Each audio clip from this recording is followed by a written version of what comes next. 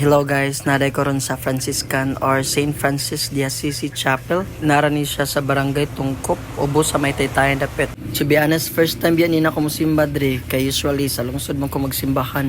But ganiha while nag-drive ko, hibong lang ko, nikalit na ko gliko, padong diri ubos. Since sayo man kita naabot, so magpaabot sa Tagamay. Paabot man ganit ko niya bisag iba ko nga di siya moabot. Char lang.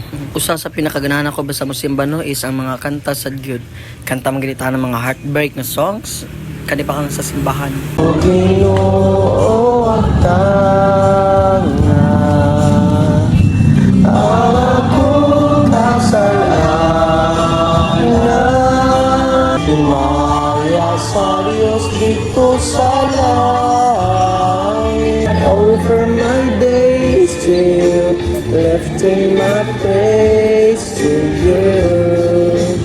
Share lang na ako ang ibang ganiya guys ba. Ana si Father ang gugma kuno para sa tanan.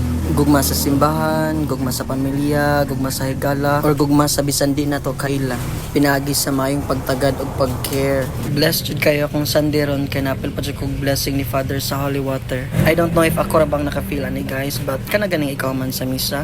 Nindot jud ka sa feelings. Pray lang jud ta always guys ha, and laban lang jud ta sa life. By the way, ako ra di usa ni simbana guys. Okay na mag-inusara basta kauban lang jud nato ang ginupirme. So diri na lang sa kukutob, muli na ko kay gutom na. God bless natong tanan and amping mo kanunay. Bye-bye tutot.